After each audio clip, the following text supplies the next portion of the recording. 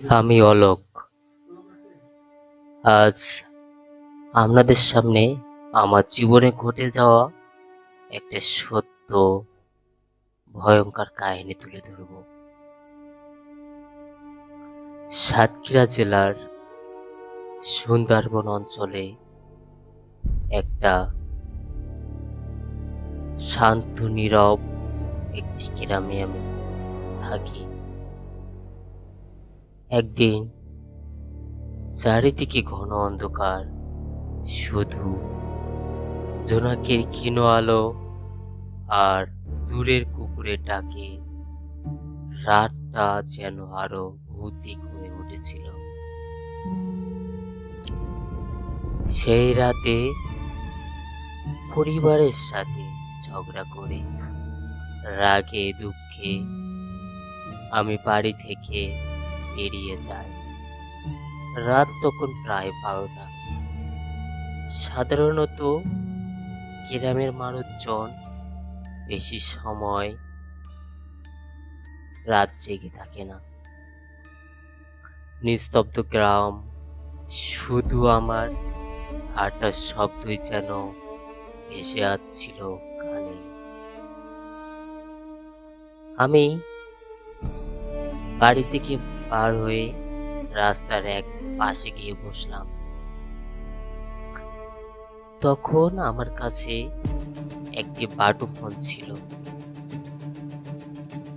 সময় দেখলাম 1টা বাজে। আমাদের বাড়ি থেকে সামান্য দূরে স্কুল মাঠ। গ্রামে প্রচলিত ছিল সেইখানে নাকি ভূতের আনাগোনা হয়, কিন্তু রাগের মাথায় আমি ভয় পেলাম না। সরাসরি মাঠ পেরিয়ে হাঁটতে থাকলাম। হঠাৎ অন্ধকার ভেসে এলো এক অচেনা কান্নার শব্দ। প্রথমে মনে হলো ভুল শুনছি, কিন্তু ধীরে ধীরে শব্দটা বেড়ে উঠতে লাগলো। একটা নারীর করুণ হাহাকার আর একটা বাচ্চার কান্না নিস্তব্ধতায় ছড়িয়ে পড়ছিল। আমি তখন ভয়তে কাঁপতে লাগলাম। আমার বুক কেঁপে উঠল, তবুও সাহস করে হাঁটতে লাগলাম। ঠিক তখনই রাস্তার পাশে একটা বাস যাচ্ছিল। একটি বাস হেলানো। পাশে ছিল আমার এক কাকার বাড়ি। আমি ভয়ার্ত হয়ে উঠলাম। মনে হলো আমি আর সামনে যেতে পারছি না। আমার কাকাকে ডাকতে লাগলাম ভাঙা ভাঙা কণ্ঠে, কাকা, কাকা। জানি না হঠাৎ কোথা থেকে যেন আমার কাকা সেখানে হাজির হলেন। আমি ভয়ে কাঁপতে কাঁপতে সব ঘটনা খুলে বললাম তার সাথে। কাকা এসে দেখলো যে বাসটা ওভাবেই ফেলানো আছে। কাকা বলল, সামনে যাস না দাঁড়া। কাকা তখনই পা থেকে একটা জুতা খুলে উঁচু করলো। সেই মুহূর্তে বাসটা উপরে উঠে গেল।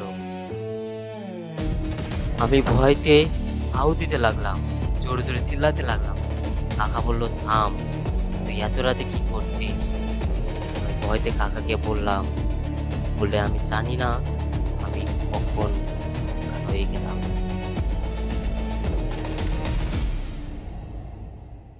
কিছু পরে আমার জ্ঞান ফিরল আর দেখলাম আমি কাকাদের বাড়িতে। সেই রাতে পর থেকে আমার শরীর ভেঙে পড়ল। দিনকে দিন দুর্বল হতে লাগলাম। জ্বর, বমি আর অসহ্য অসুস্থতায় ভুগতে থাকলাম দীর্ঘদিন ধরে। আজও যখন মনে করি, মনে হয় ওই রাতে আমি হয়তো মানুষের মুখোশের আড়ালে থাকা অন্য কিছু ছায়ায় মুখোমুখি হয়েছিলাম।